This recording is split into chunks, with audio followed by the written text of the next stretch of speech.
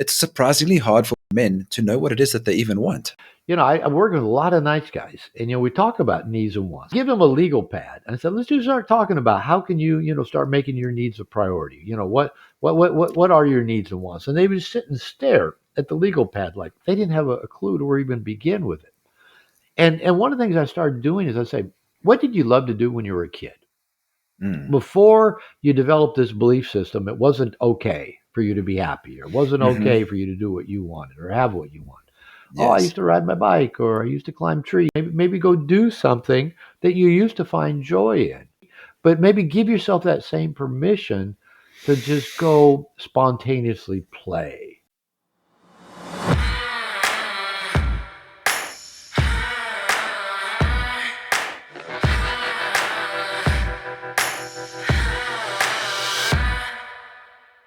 Brother, welcome to episode number 67 of the Father, Sons, Brothers podcast, where we have courageous conversations that inspire you to be a purpose-driven leader and a legendary lover.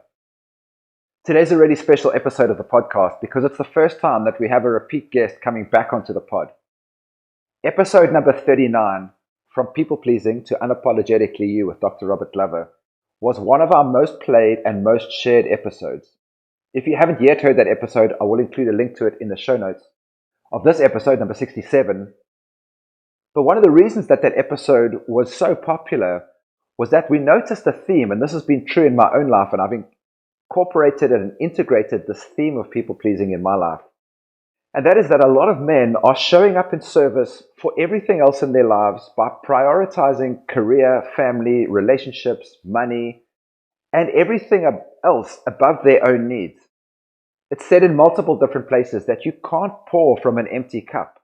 And so no matter how honorable it might seem that you put the needs of your relationships and your family above your own, if you do that for too long, eventually the people that you are prioritizing and want to look after are going to have to end up looking after you because you become depleted, your cup becomes empty, and you burn out and become sick. This is one of the shadow sides of people pleasing. And in this conversation with Dr. Glover, we unpack some of the areas where people pleasing is holding men back. How a lot of men have the inability to be able to receive and the devastating impact that has on your relationships and your marriage. We're also super excited to re-release something that we created called the Unapologetically You Playbook. This is a free PDF resource that I've included in the link to it in the show notes of this episode. And it's 15 questions for you to ask yourself to stop people pleasing and start leading in all areas of your life, from the boardroom to the bedroom.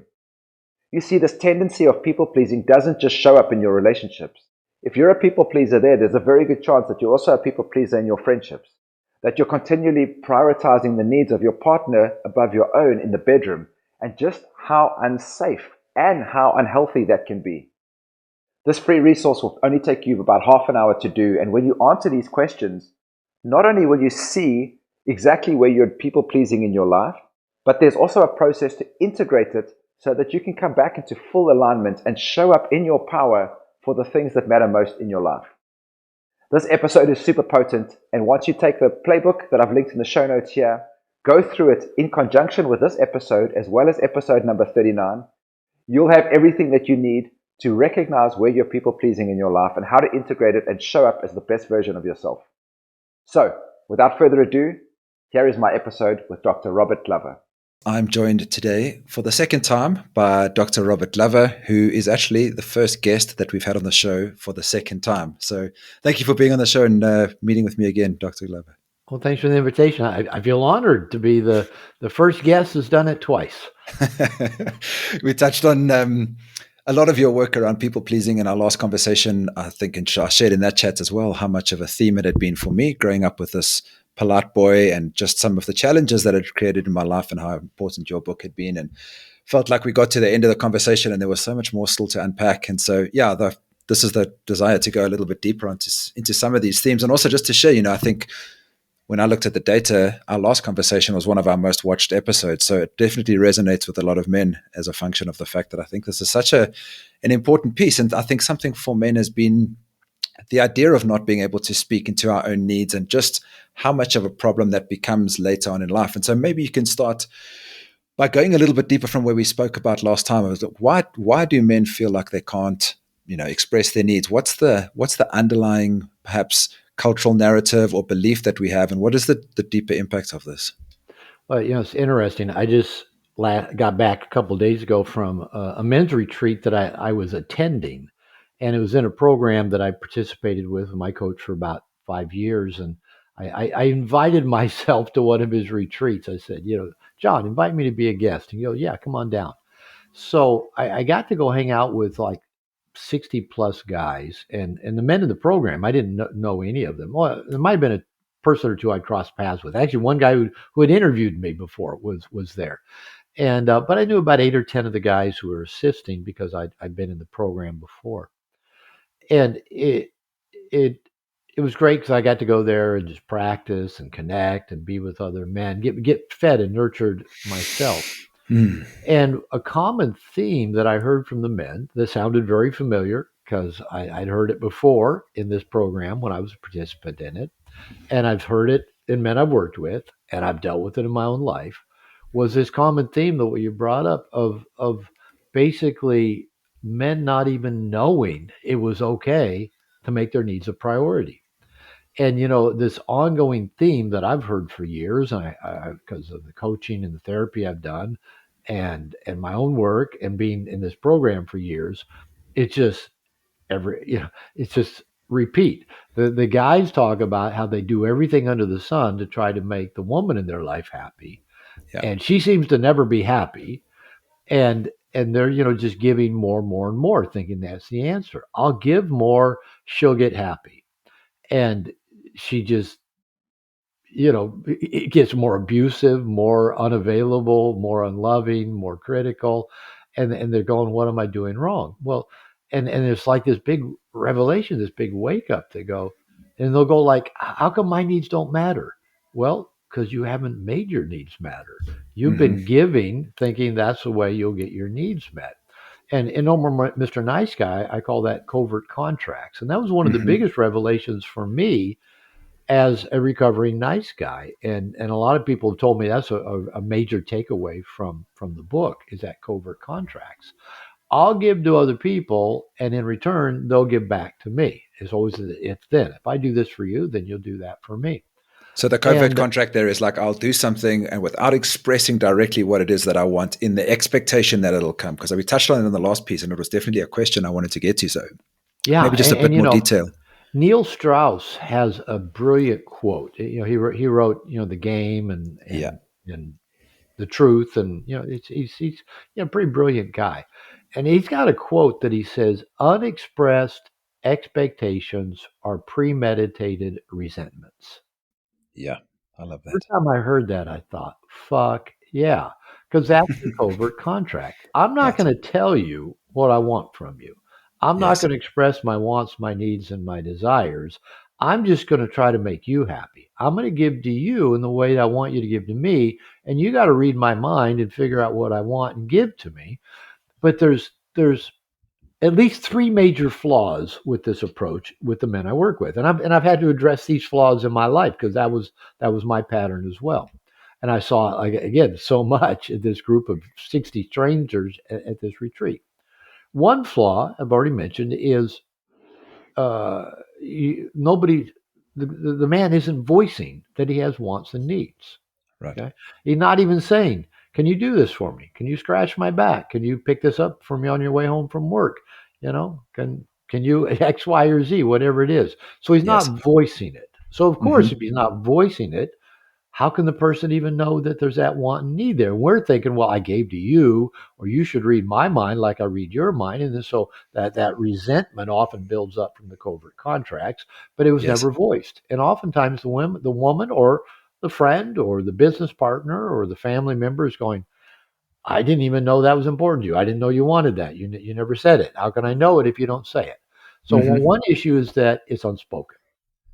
A second issue is that the men I work with, I call them nice guys, um, typically surround themselves with people. Let's just say they typically have a minimal number of resources to help them get their needs met. And often the people they pick can't even fucking get their own needs met because the nice guy or the man's going in, let me do this for you, let me fix this for you, let me solve this problem for you, let me bail you out of this jam. And so we pick people that can't even manage their own lives, and Mm. then we wonder why they're not giving to us.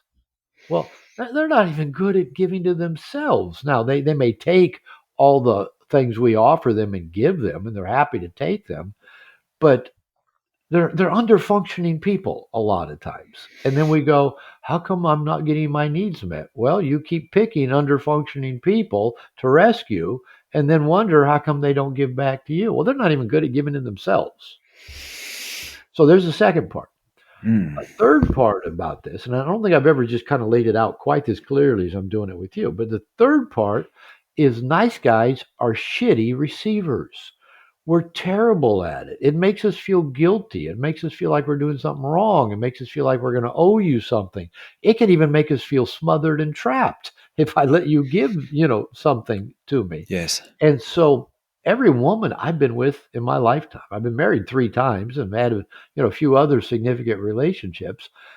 All the women tell me, Robert, you're difficult to give to. And Mm. I assume if I hear that from enough sources, there must be truth to it. And Right. part of it is if I want something, I just go get it for myself. But it's bigger than that. It really is. I don't ask for people to give to me. I'm not comfortable when they give to me. I'll give you a little seeming like trivial example. My wife is a very giving person. She loves to give. She's very generous. And we'll be sitting having dinner at the table. And where we live in Mexico, the table's kind of in a little bit of an outdoor area that's roofed in. And the kitchen is just 20 steps away, 30 steps Hmm. away, whatever. Yeah. And we'll be eating, and maybe I want a fork. And I'll just get up from the table to go to the kitchen to go get a fork out of the kitchen. And every time I do something like that, my wife will go, "Where are you going?" Well, she's not asking me that because she's trying to, manage and, where I go. I go, "Oh, I, Hmm. I need a fork."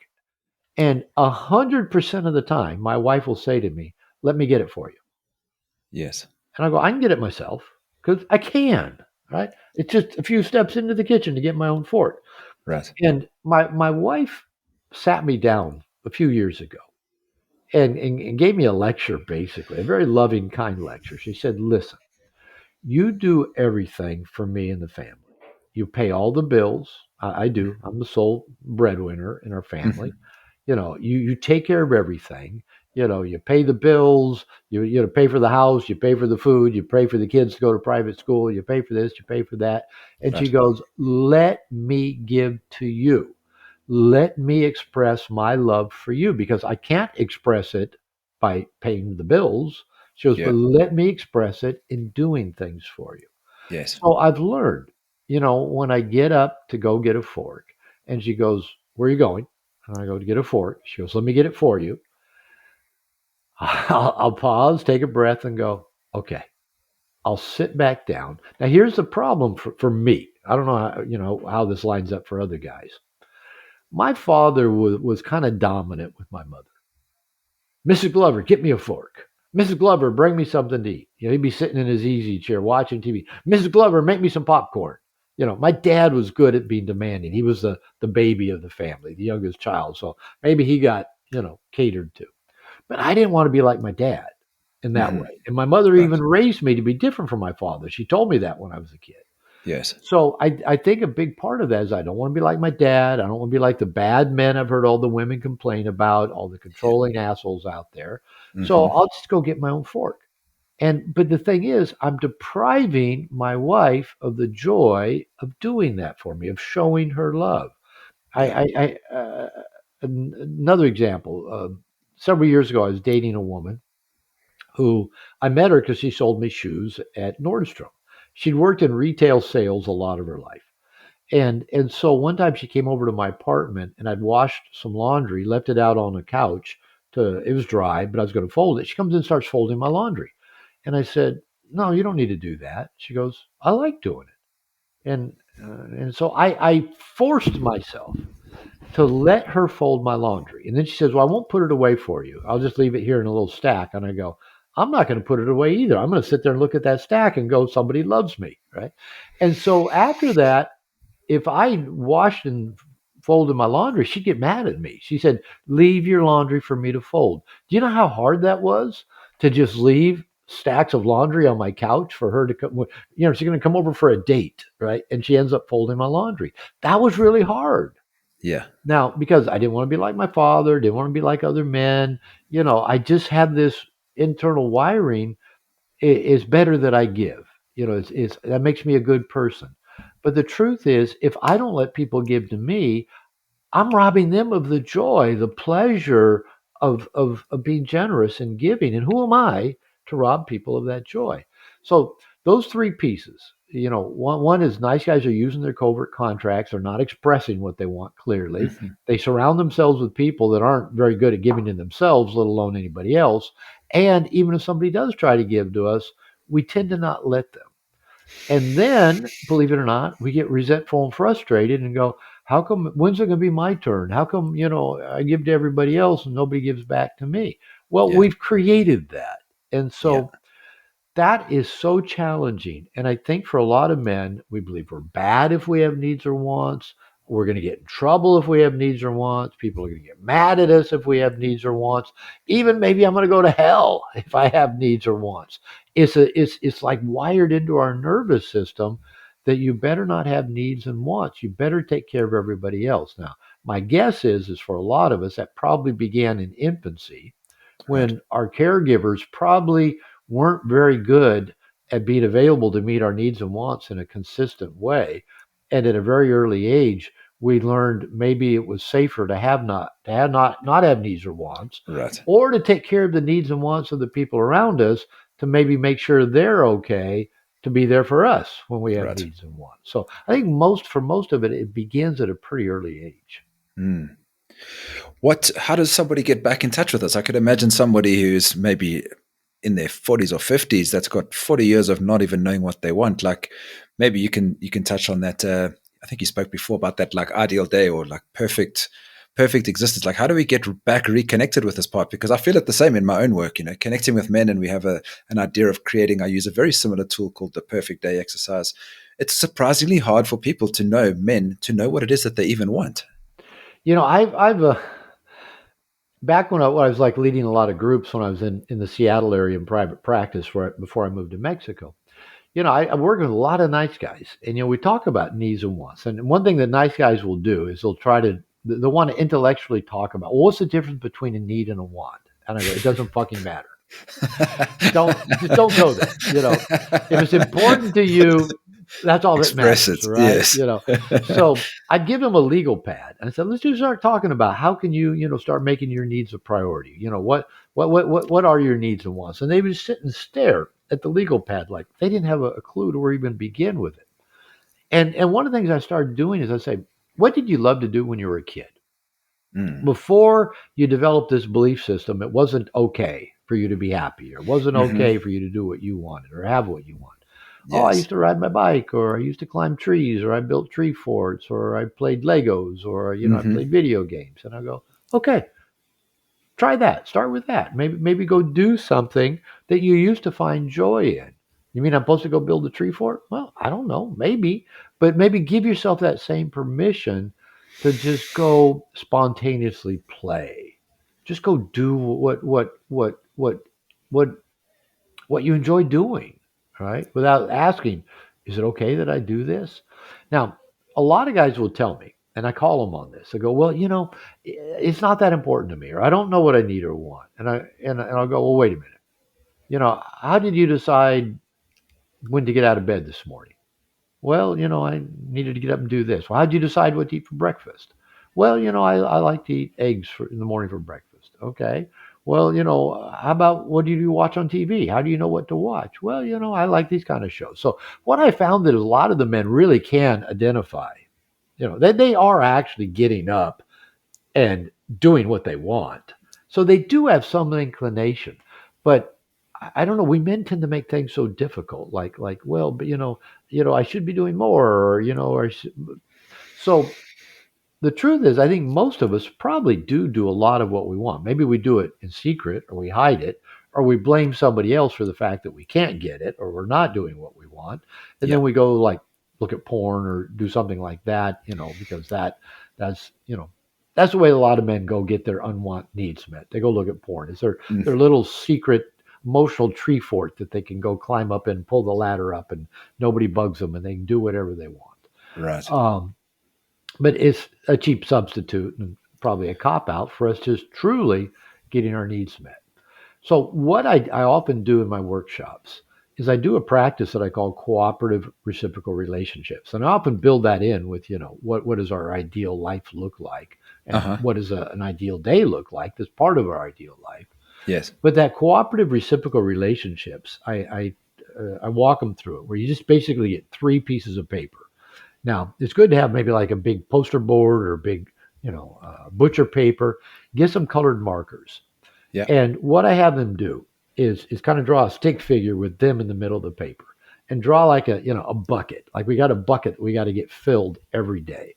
We got to get our needs met. We got to get that bucket filled for us to have energy, to stay alive, to enjoy life, to have more to give.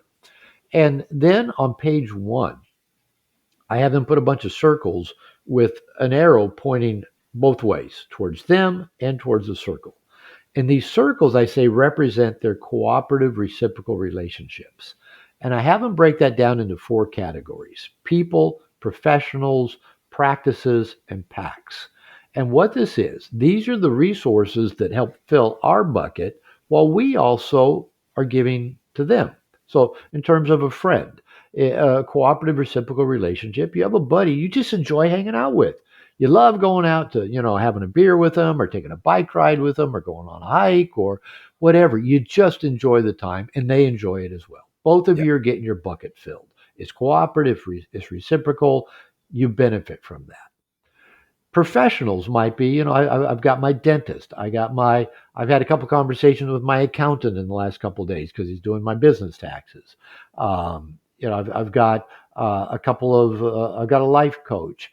I've got a nutrition coach. I've got a financial advisor. I just had a talk with him this week. So these are all professional cooperative reciprocal relationships.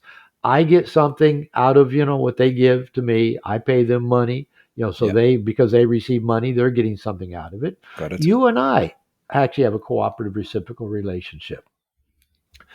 I get value by coming on your show and getting some publicity and visibility for what I do. Excuse me. You get value because, hey, I'm your most popular guy that you've interviewed, right? So, Right. and then the people watching it get value because hopefully we're saying something of value, on Hmm. this. So everybody's benefiting from it. So we got people, friends, associates, family members, professionals, practices. Well, I get up and do my morning pages every morning. I write in my morning pages. I Yeah. do some meditative reading. I do some gratitude practice. I take my dog for a walk every morning. I try to get to the gym with regularity. I do breath work, other practices. So there's practices that help fill our bucket as well. Yeah. And then there's packs. And I like the alliteration, the four P's. Packs are just groups of people. Like me going down and being part of that group retreat down in California this last week. Just Hmm. being around that group of men was so filling for me. And afterwards, I've gotten so many messages from both guys that were there that I met, guys that have known me for a while, saying, Robert, thank you for your generosity. Thank you for being there for the men. Thank you. Guys are saying, Robert, thank you for just connecting with me, chatting with me. But I get value out of it as well. So the packs help. So page one is to identify all the people in your life, friends, associates, and then the professionals that you have, the practices you have, and the packs that you have. And I say, get different colors for the four categories, and put all that you can think of on that page one. So it needs to be a pretty big piece of paper. Now, page one is to help you see what resources you have for getting your needs met. Because, like, you might have a buddy that he's on page one. And I say, put the name. Don't just put friends. Name every friend that you have. Right. Right. And that way you go, oh, I haven't talked to that friend in 6 months or a year. Well, they're not much of a resource if you don't actually connect with them. And I remember I did this in a workshop one year, and like on a Saturday, and then one of the guys in the workshop came back Sunday, and he said, "Hey, one of my friends, I haven't talked to him in a year, is probably tail end of COVID, and I called him yesterday, and me and another buddy that we've got in common, we're going to Zoom each other every month. We put it on the calendar. So we might have it on page one, but if we're not using it, it's not going to help us." Okay.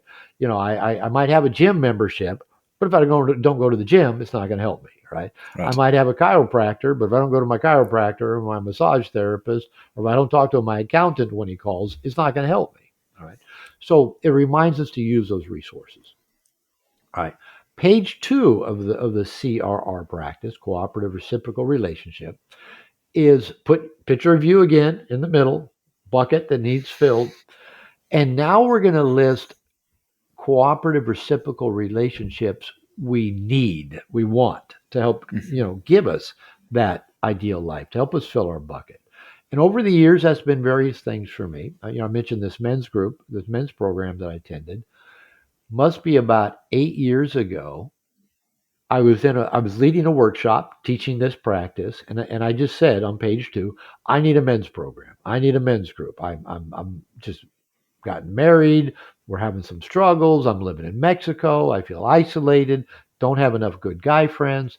And as soon as we finished the practice, a guy said, "Robert, I'm in this group with this guy. He's worked with David Data for 10 years. We do these retreats and we have calls every other week." And I go, "I'm in. Sign me up."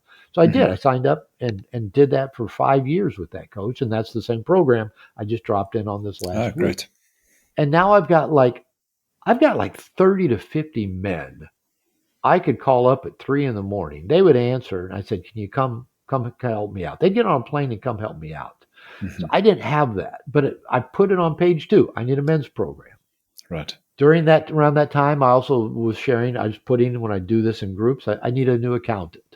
And now I love my accountant. I've had him, I don't know, maybe about 8 years. He's a total numbers nerd. I'm not my old accountant. I kept getting this stuff from the IRS where they'd go, "Well, you didn't pay this on time, or you owe this," and mainly because his assistant was fucking everything up. With this accountant, I've never had the IRS, say, "You owe me this money," or "Come take care of this." So I love that. I shared that I need a financial advisor.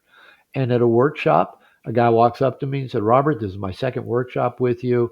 You've made a difference in my life. I want to make a difference in your life. I'm a financial advisor." So I did due diligence. I even flew my wife up with me up to San Francisco to meet him. She doesn't even speak English, but I wanted her to meet him just for the feel.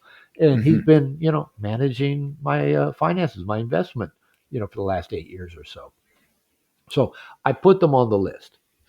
So while you take a sip there, I'm just going to check in with you. So this second page is really a self-identification process to see the resources that you need in your life. So you've got visibility of what it is that you're trying to call in this case, a men's group or relationship coach or something like that. Right. And so like just a year ago, I was doing this again, and I shared, I just finished a fitness program, but I need a nutrition coach. And so I just shared that in this workshop I was leading. It's on page two. Two guys raised their hand, go, I know a nutrition coach. So I followed up with both of them, and I've been working with one of them now for over a year. And, lost a bunch of weight. I'm in good shape. She's turned more into an all-around fitness coach for me, and even a life coach. So I just asked, and it shows up. Hey, FSB crew, a quick message to say 97% of you who watch or consume this podcast are not subscribed. Subscribing to the show really supports us to be able to grow and reach more people, as well as include and improve the quality and caliber of guests that we have on this show. Our goal is to get this number down to 70%. And so if you have ever received any value from the content and conversations on this podcast, please consider subscribing. It really supports us and the work that we're doing. Now, back to the show. Okay, so that's page two. Identify what are your needs to put on page one. So now you've got that resource there.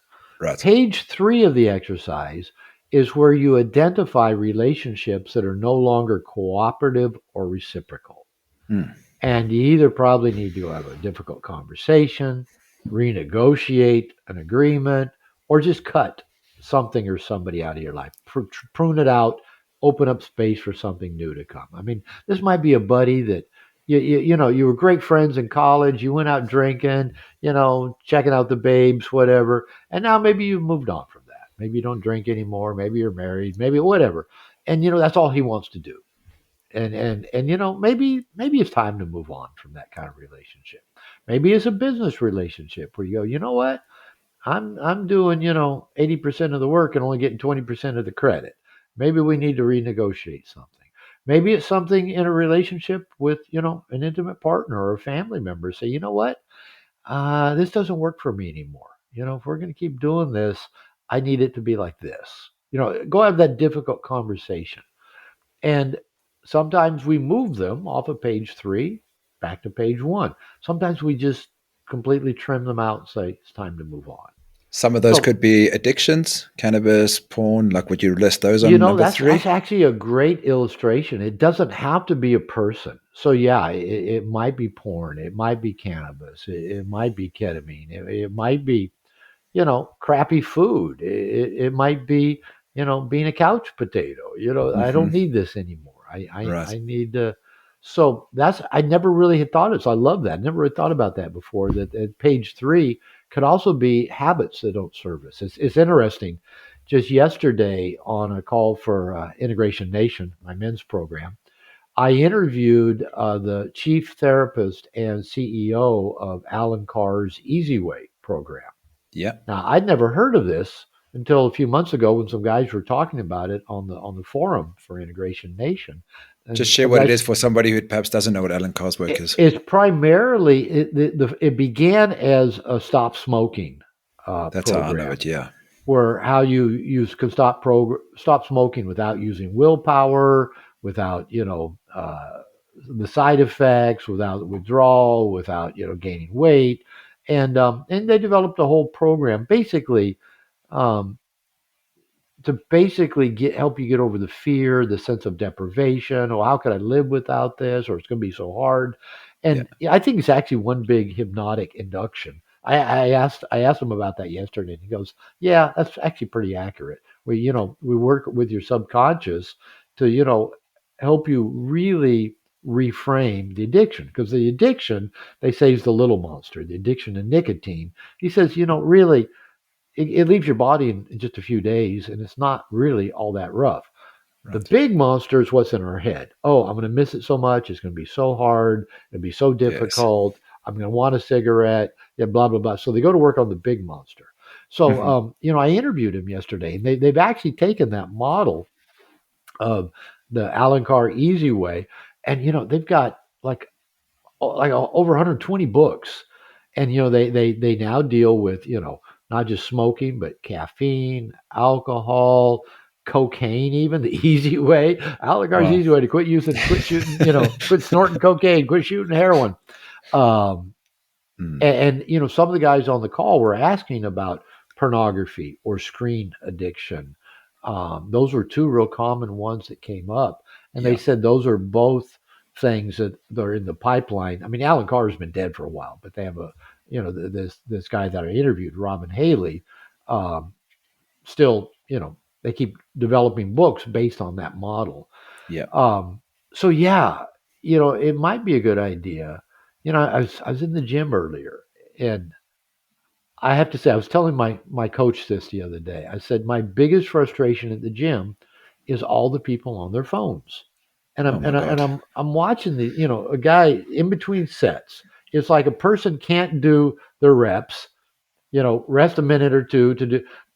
Everybody, men and women both, pull their phone out, and I don't think they're logging their reps. I don't think they're watching a video to show them correct form. I think they're fucking scrolling Instagram. They're on Facebook, right? Yeah. Like you can't even go in between a rep without getting your phone out and Yeah. seeing what's on Instagram that wasn't there 2 minutes ago, the last Right. time you looked in between a rep. Yeah.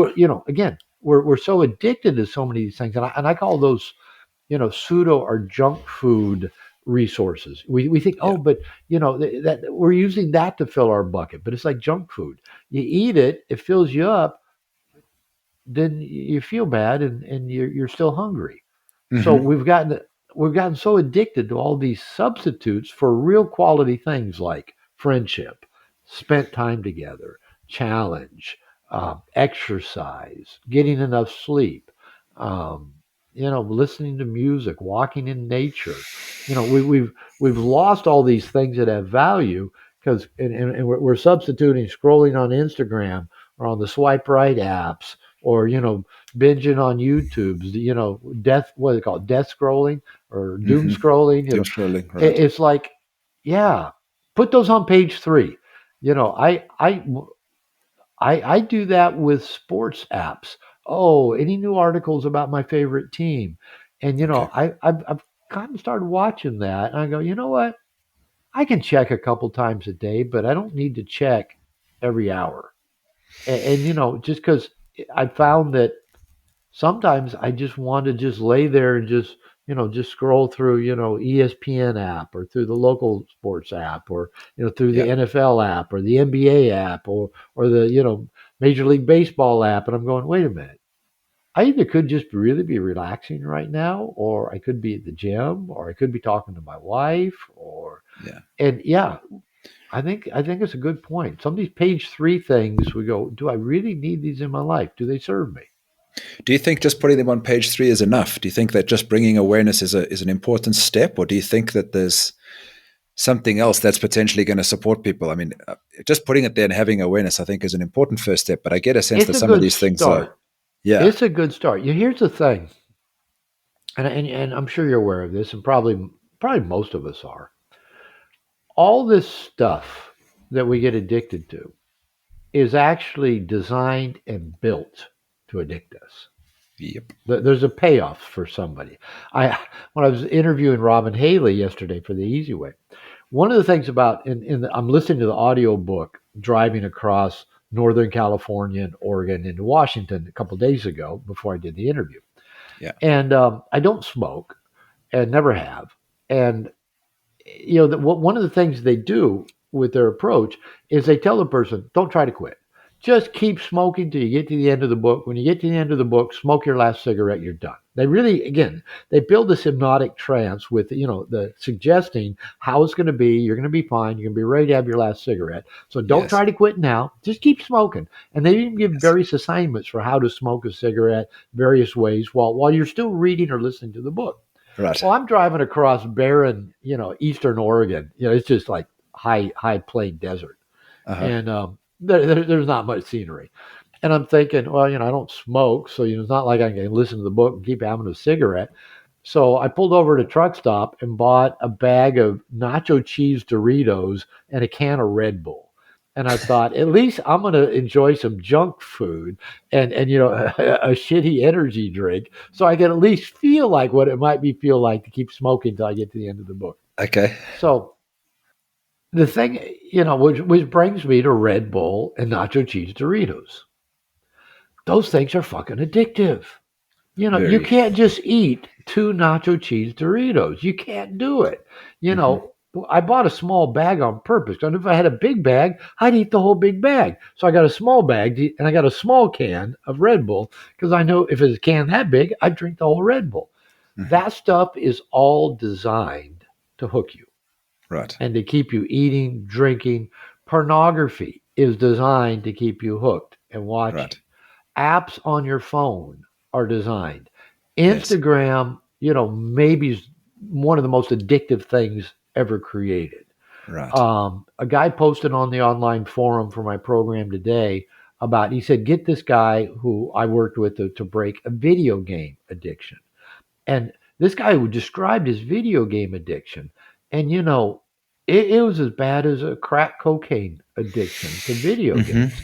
They're designed to keep you hooked. Every app on our phone is designed to say, come back and look again. Come back and hmm, look. Come spend yeah, time. That's what they're built to do. Now, they're not even actually built to give information. They're built to get our data. sell advertising, Yeah, exactly, to sell us advertising, on some other app. So they're built to be addictive. So in a sense, they have tapped into our evolutionary programming for carbs, evolutionary programming for connection, evolutionary programming for sex. All Hmm. that's built into us.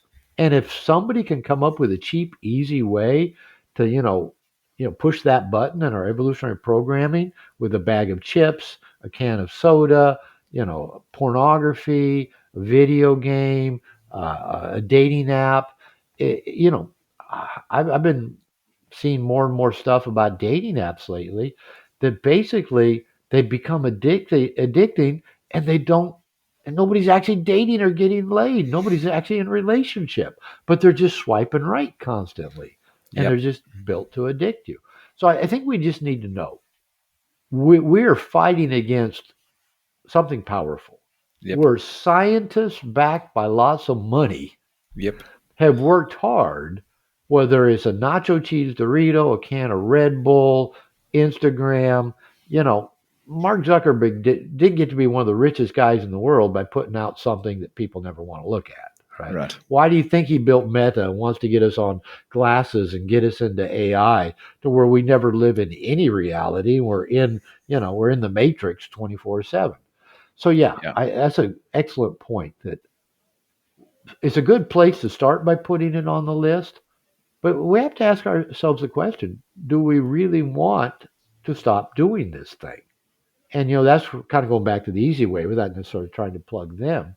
They actually turn it around to say, actually, here's how much happier you'll be without it. Here's why you don't Yes. feel good where you're doing it. Here's, Yep. the fear of quitting it, the deprivation that we have to help you, overcome before you quit it. Because once we get addicted to this stuff, we're going to, what am I going to do without it? But like they say in this Easy Way program, before you took your first cigarette, you were a happy non-smoker.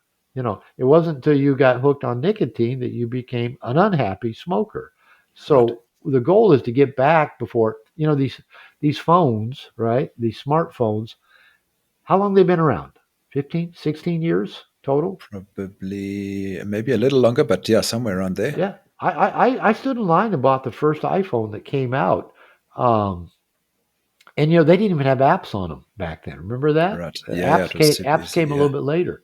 Right. And I thought, what are good are apps? Well, why what are the apps all about? Well, it's the apps of what would addict us to the phone. Yeah. The phone isn't enough to addict us. It's the apps that do it. Yeah. So I didn't plan on going down this rabbit hole, but No, as I'm you asked the interested. question, Yeah. these things don't serve us well, but it is so easy to just get a sense of dependency on them. And it's usually just mindless, unconsciously opening our phone to look at it. So I make rules for myself. I can't take my phone to the bathroom. Just do Hmm. I really need my phone in the bathroom? Can I go do a urination meditation, not take the phone? Can I just go sit, without having a Reader's Digest or having my, Hmm. phone?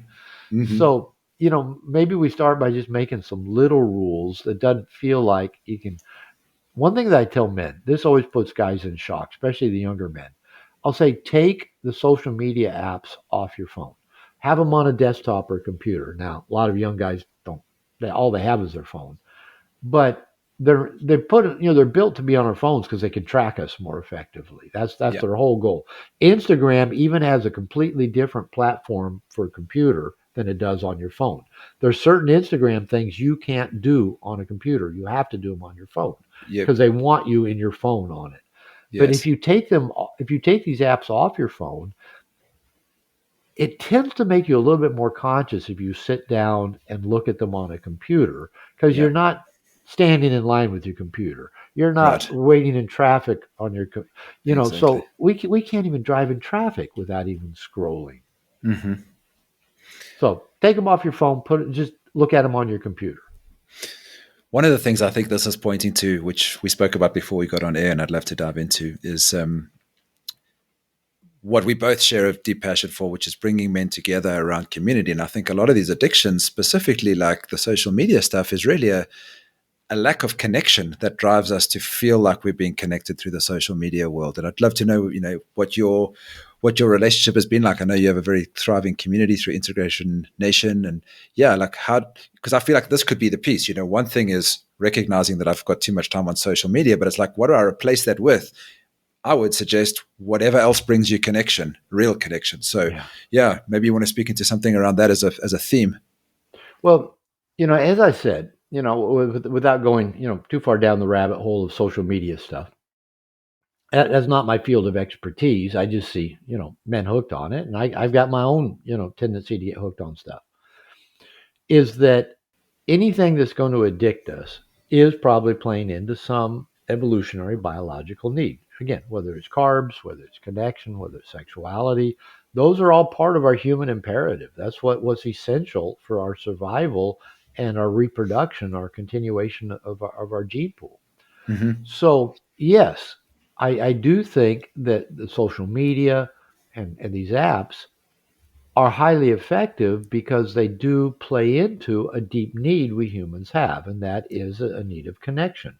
Our Yeah. survival depends upon it. Our reproduction depends on being connected to other people. Our human ancestors, say especially the men, we grew up in a tribe of men where we went out and hunted together and gathered together and fought wars together. And then we'd come back and feed the tribe and go out and do it again. But we did it as a tribe. We didn't do it alone. The whole lone wolf mentality is a myth. Because number one, if a person did just try to survive on their own, they wouldn't. They would die. You can't. Back in harsh hunter-gatherer times, it could not be done. Yes. And if you're alone, who are you going to fuck? Who are you going to pass your DNA on to, right? Mm-hmm. So any tendency to be a loner tends to become extinct in the gene pool pretty quickly. Right. So it's in our gene pool to have a depth of connection. Yes. And really, up until about 50 or 60 years ago, most men did have a connection with other men. I mean, if you take the first 1.5 million years of our human existence, it was in the tribe.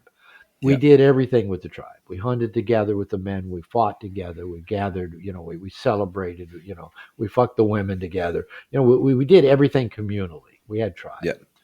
About 10,000 years ago, some of our, I'm going to say not so bright ancestors decided it would pay off to just settle down, own a piece of land, and quit moving around and just start owning stuff. That's where the patriarchy began. It's an ownership mentality. I'm going to own my land. I'm going to own a goat. I'm going to own a tree. I'm going to own a cow. I'm going to own my wife. I'm going to own her vagina. I'm going to own my kids. And that's kind of the whole patriarchal ownership model. I'm going to own slaves. Everything became property. Right? Right. Now, the truth is, even though that actually allowed us to have a bigger population, because we could actually, as we industrialized, we could feed more and more people, it everything I've ever read said it took away from quality of life. Now, but even during that time, for the last 10,000 years, a boy, when he was born, soon, was leaving the house to go be around dad, grandpa, uncles, cousins, and maybe did an internship or learned a trade from another man. So we were around men. Even when we kind of left the agrarian society and became more of an industrialized society, and families started moving to cities, and then suburbs started developing, the men still were primarily around men. They went to work around men. They had their Kiwanis, their Rotary, their Lions Club, their Masons. Men still had men's groups, right? Right. Boys still saw their fathers with some regularity. It was really only after World War II, when the men went away to fight the wars in many of the countries around the world, and the women started going into the factories to build the bombs, to build the munitions, to be nurses in the hospitals. And then when the men came back from war, some of the women kind of went back in the home, back to being homemakers, but many stayed. And then feminism came along and started telling women, don't be a housewife, don't be a wife, don't be a mother, get a career. That's the highest goal. So now all the institutions where men used to go be with men got dismantled. Now, I'm not saying that women shouldn't work or be in the workplace. That's not the point I'm making at all. The point I'm making that up until about World War II, men always were around men. Now, all of a sudden, that's not the case. All the places where men used to go be with men, and now boys often are not raised by their fathers. And nowadays, a boy often grows up, you know, watching Netflix, playing video games, Watching surfing the porn. internet on his phone, looking at porn. And most men grow up nowadays without even knowing what it means to connect with men. And most of us have father issues where, we don't trust dad, don't trust men because we didn't trust dad. Maybe we got bullied by older kids. Yeah. And it was just easier to just let everything get pushed to you, pushed through, the social media, pushed through, Netflix, pushed through, just every porn gets pushed. You don't even have to cook or go out to eat. You get your food pushed to you Yeah. nowadays. Yeah. And so people can live in isolation pretty easily. But what we're also seeing in men and women both, but particularly in men, is high percentage of men lonely, isolated, depressed, addicted, suicidal, physical ailments, all because they're disconnected and isolated. And even before I knew of those kind of statistics, I knew when I got into a men's group, a couple years into my second marriage, and, that's where I ended up writing No More Mr. Nice Guy when I started work. But all of that was because I had men supporting me. And like I said, 8 years ago, when I'm in a new marriage, living in a foreign country, I went looking for men again. And I've led men's groups for years. When I was in private practice in Seattle years ago, I was leading 5 men's groups a week. Men need that community and connection. As a marriage therapist, I would tell every man I ever worked with the best thing you can do for your marriage is have good same-sex friends. That a good marriage is built on the foundation of good guy friends. You can't make your woman your sole, companion, your sole friend, your sole cooperative reciprocal relationship. You need a For hundred every of them, quadrant. Yeah, not exactly. one. So, so what social media, the internet, porn has done is come and not only filled that void of men being connected to men, but I think exasperated. Not the right word. That's it. Made it bigger. Exasperated. Yeah, Yeah, exasperated. Yeah. made it bigger. Yeah. And so now here's the thing. It's easier, for example, to buy a bag of nacho cheese Doritos and a can of Red Bull than it is to go to the store, buy some food, and cook myself a meal. Yes. It's easier to look at porn than it is to negotiate a sexual relationship with another human being. Yes. It's easier to scroll Instagram and feel like you're learning something and getting inspired and growing than it is to actually go to a 5 day retreat with a bunch of men you don't know and get into a pose like this where you're looking into somebody's eyes and get comfortable feeling uncomfortable or Yep. go deep and reveal your deepest self. That's Yep. fucking hard work. But you know Yeah. what? That's the thing that pays off. The good meal you cook is memorable and it sustains you. The real sex you have with a real consensual partner that you care about, who cares about you, that's the good sex that's meaningful.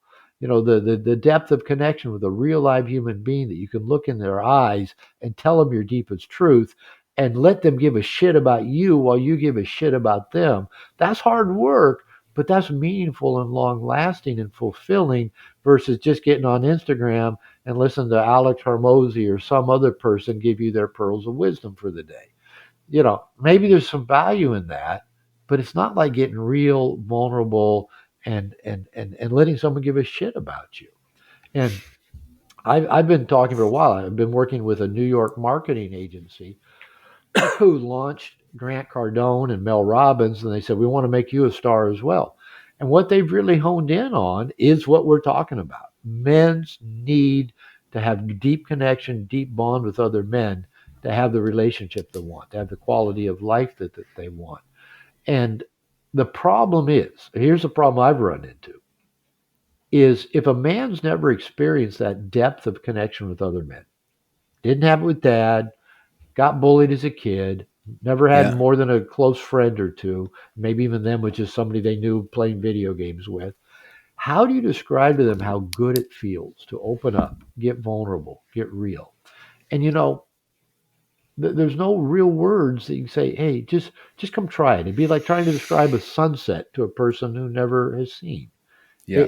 You just have to experience it. And I know, actually, I've been kind of ripping on Instagram and stuff like that.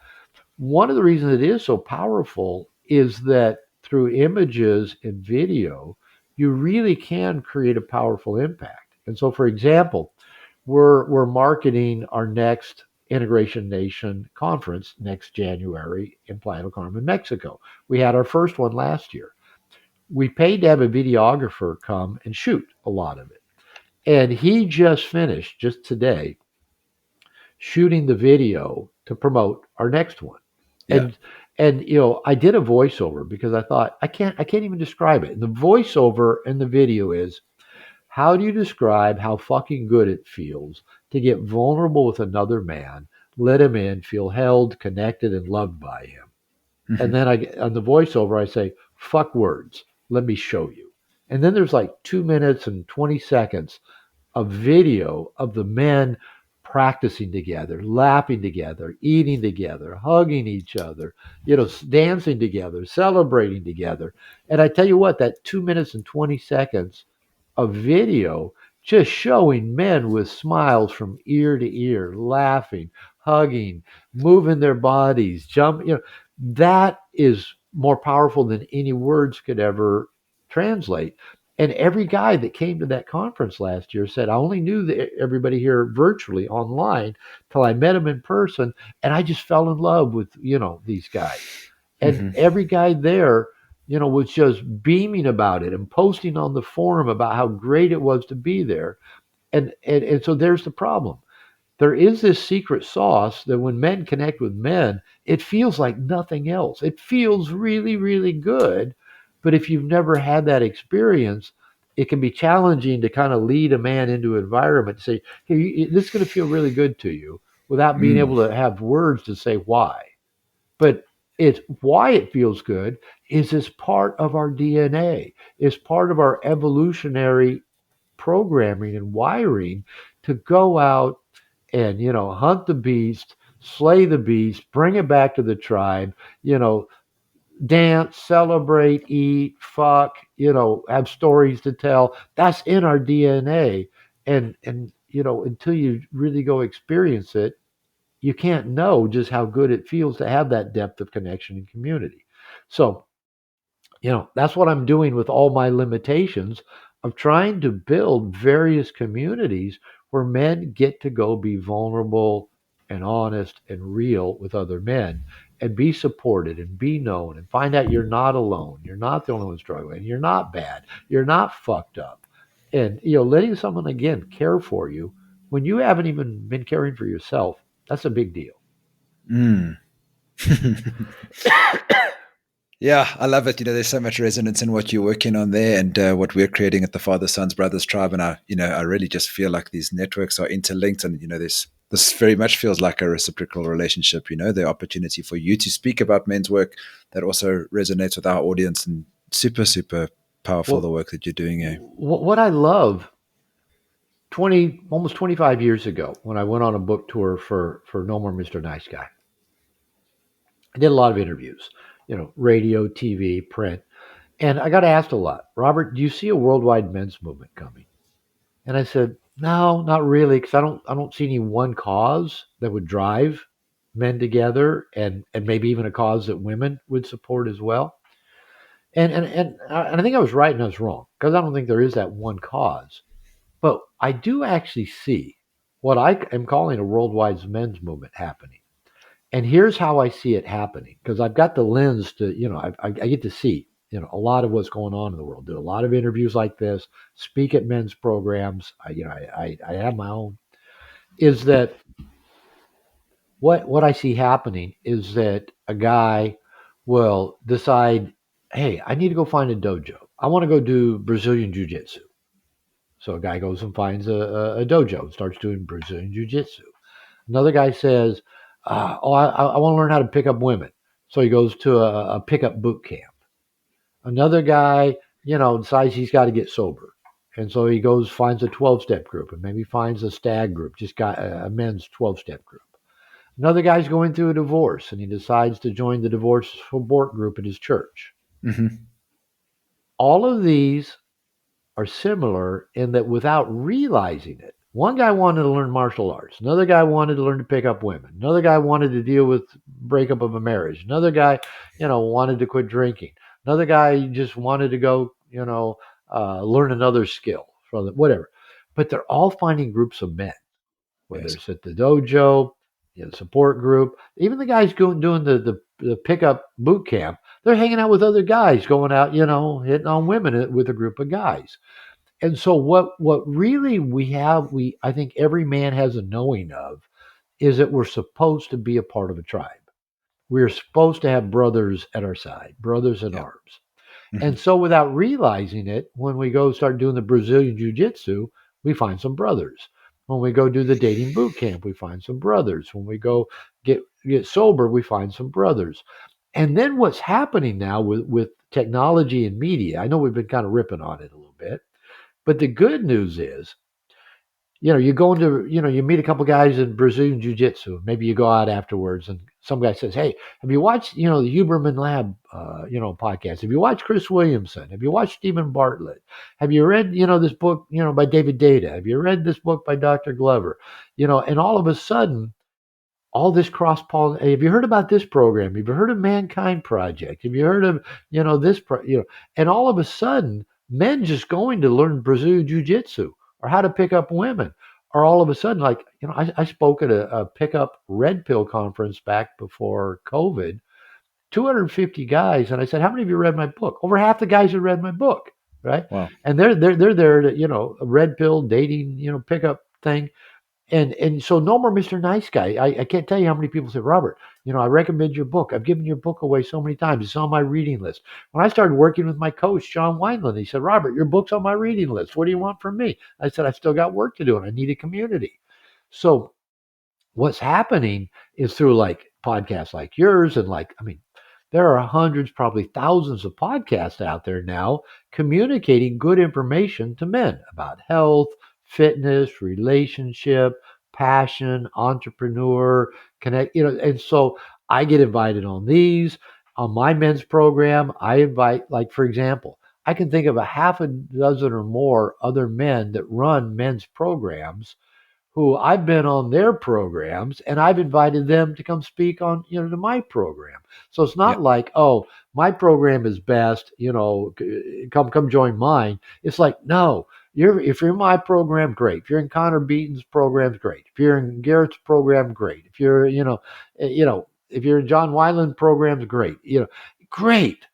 And Yes. so I really do see this movement and community that, who knows, it may get to the point, that kind of like you can't go to Brazilian Jiu-Jitsu without hearing about David Data or Dr. Glover. You can't go to Yes. dating boot camp without hearing about, the good, or hearing about this podcast.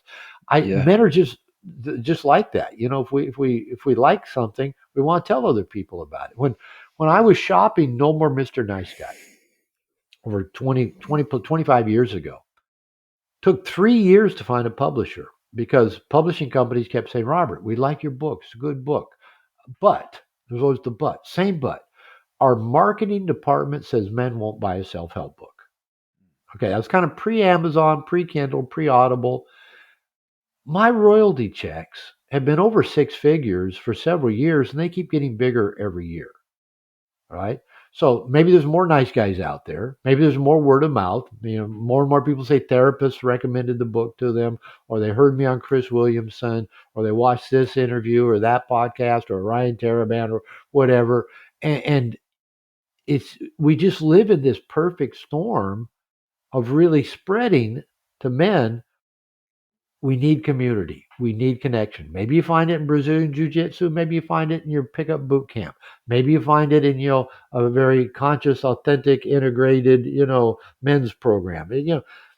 In some ways it doesn't matter because the information's out there. And if we have the tribe of men and we're getting the information, that just inspires me. I'm optimistic as hell about that.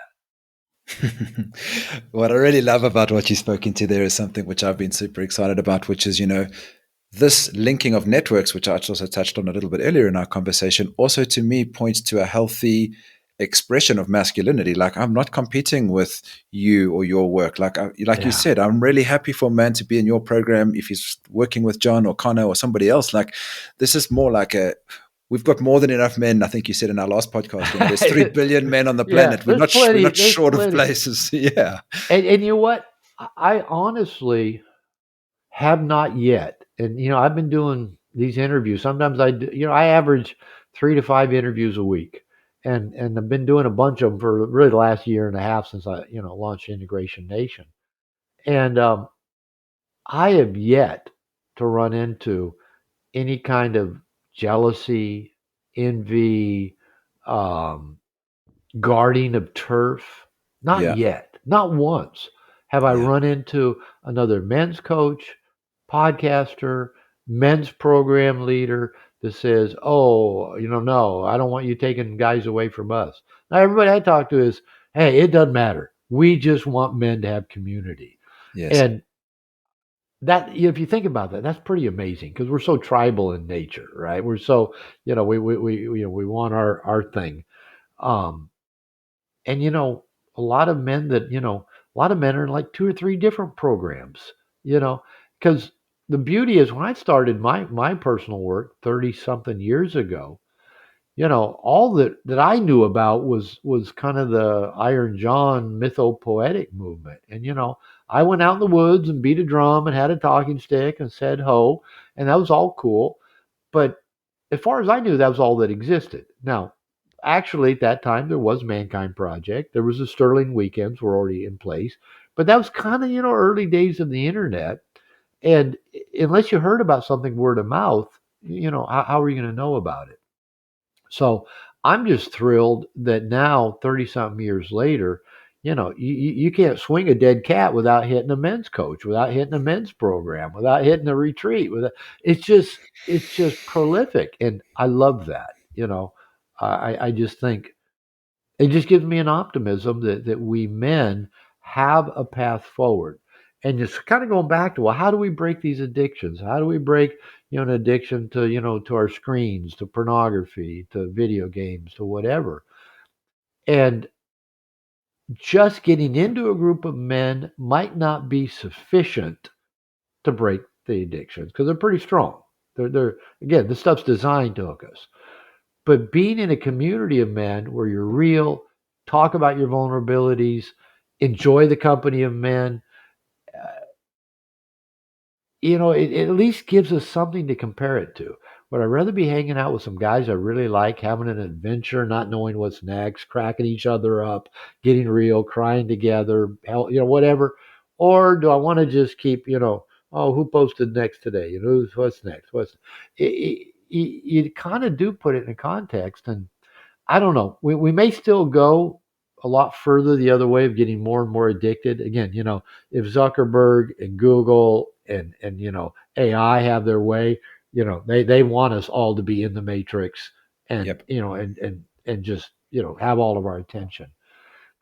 And so, but I'm optimistic that we're building a good foundation. That when men are ready for community, it's there. It's there. It wasn't there. It's there like it wasn't 30 years ago when I went looking. I've got the saying that I think that men's work is today where yoga and meditation were 30 years ago. Like, I think it's coming in as a theme and it's going to become more and more part of the collective consciousness.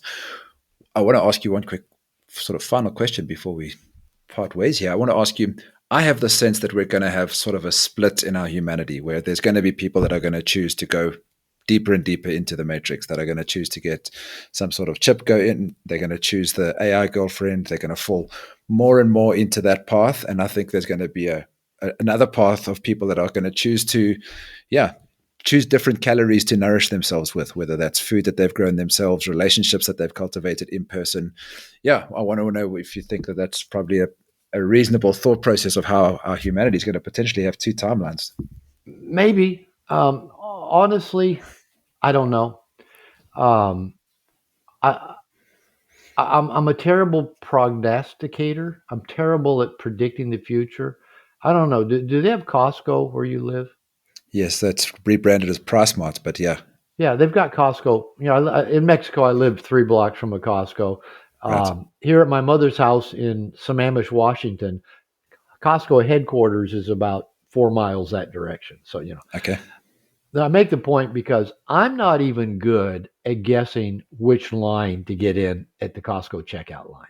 I always think, oh, this looks like the best line. I get in the line, and then they come and start counting the money.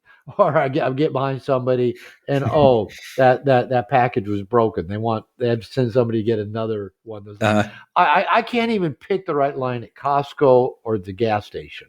So to let me predict, what's coming next, I don't know. Is it the singularity? Is it Jamie Wheel's predictions about where everything's going? Um, is it Elon Musk's future world? Is it Mark Zuckerberg's? Is it a world controlled by AI? I don't know. I don't really know.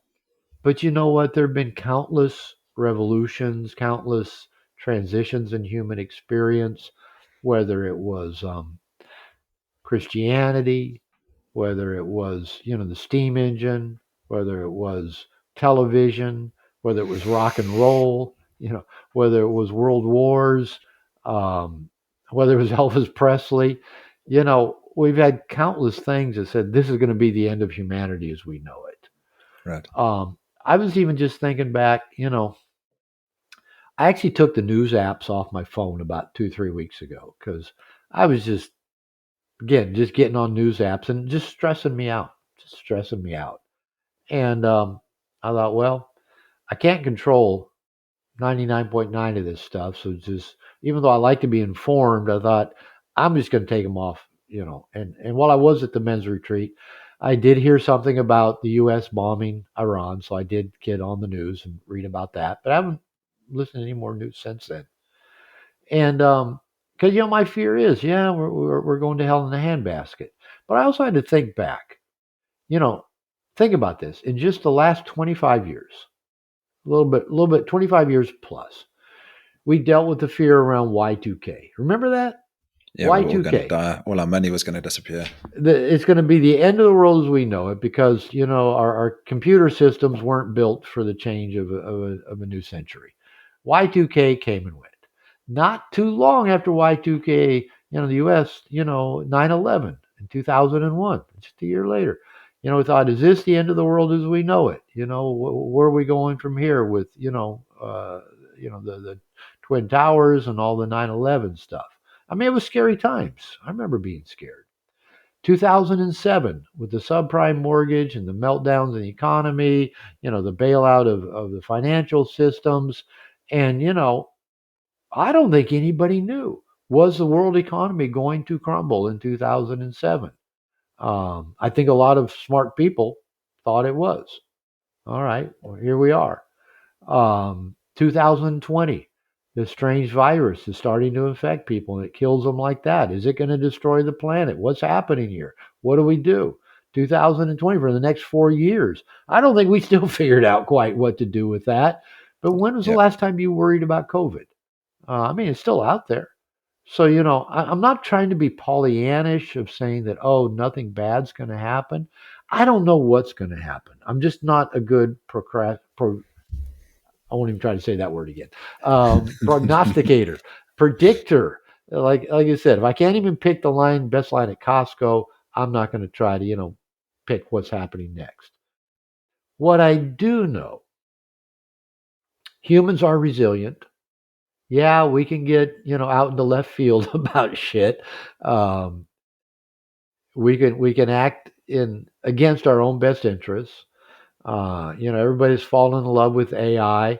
AI kind of scares me, especially when the president of the United States wants to pass a law that no states can regulate AI for 10 years. That really scares me. Because if anything needed regulated, it's probably AI. But probably that toothpaste is out of the tube now. So I don't know. But what I do know is that we're resilient, and in hard times, leaders rise up.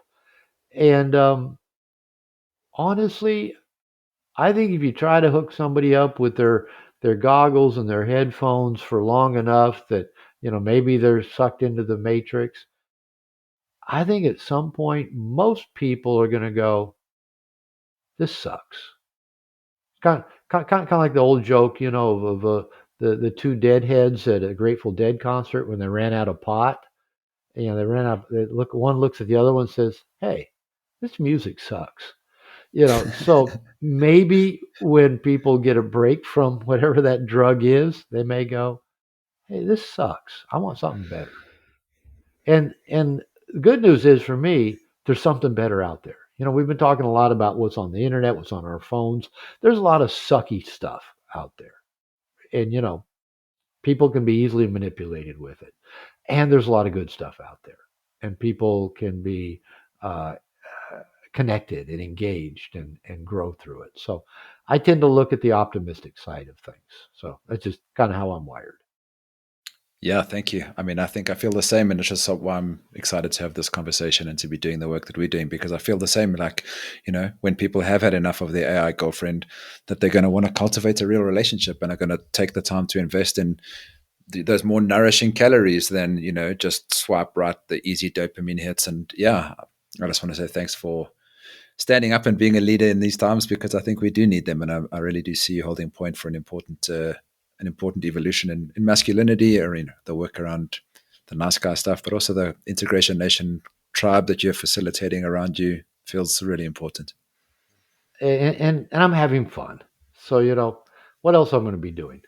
Playing golf, watching Fox News. Might as well get out and have a good time and keep working at connecting men.